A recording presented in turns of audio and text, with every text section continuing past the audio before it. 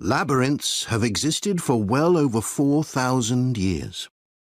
Labyrinths and labyrinthine symbols have been found in regions as diverse as modern-day Turkey, Ireland, Greece, and India. There are various designs of labyrinth, but what they all have in common is a winding spiral path which leads to a central area. There is one starting point at the entrance, and the goal is to reach the central area. Finding your way through a labyrinth involves many twists and turns, but it's not possible to get lost, as there is only one single path. In modern times, the word labyrinth has taken on a different meaning and is often used as a synonym for a maze. A maze is quite different, as it is a kind of puzzle with an intricate network of paths. Mazes became fashionable in the 15th and 16th centuries in Europe and can still be found in the gardens of great houses and palaces. The paths are usually surrounded by thick, high hedges so that it's not possible to see over them. Entering a maze usually involves getting lost a few times before using logic to work out the pattern and find your way to the centre and then out again. There are lots of dead ends and paths which lead you back to where you started. The word maze is believed to come from a Scandinavian word for a state of confusion.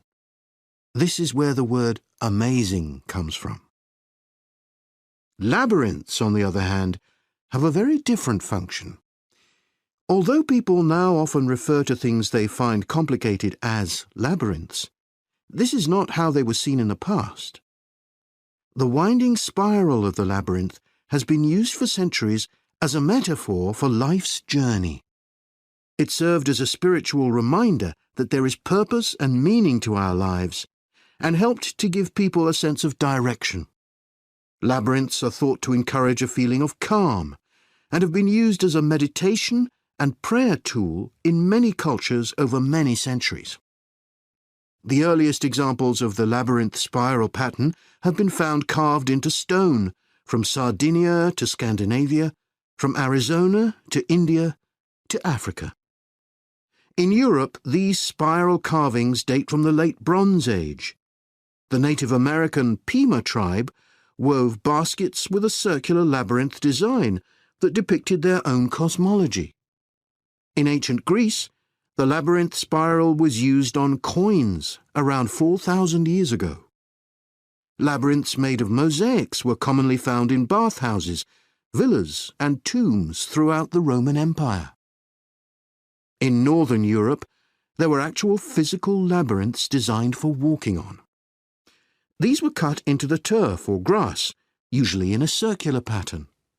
The origin of these walking labyrinths remains unclear, but they were probably used for fertility rites, which may date back thousands of years.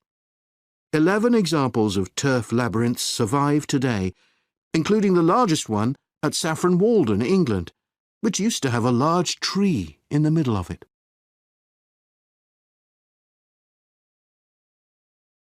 More recently, labyrinths have experienced something of a revival.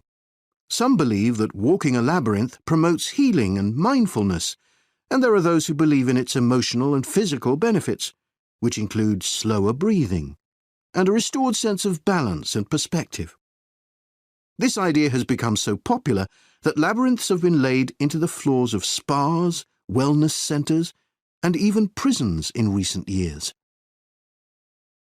A pamphlet at Colorado Children's Hospital informs patients that walking a labyrinth can often calm people in the midst of a crisis. And apparently, it's not only patients who benefit. Many visitors find walking a labyrinth less stressful than sitting in a corridor or waiting room. Some doctors even walk the labyrinth during their breaks. In some hospitals, patients who can't walk can have a paper finger labyrinth brought to their bed. The science behind the theory is a little sketchy, but there are dozens of small-scale studies which support claims about the benefits of labyrinths. For example, one study found that walking a labyrinth provided short-term calming, relaxation and relief from anxiety for Alzheimer's patients. So what is it about labyrinths that makes their appeal so universal?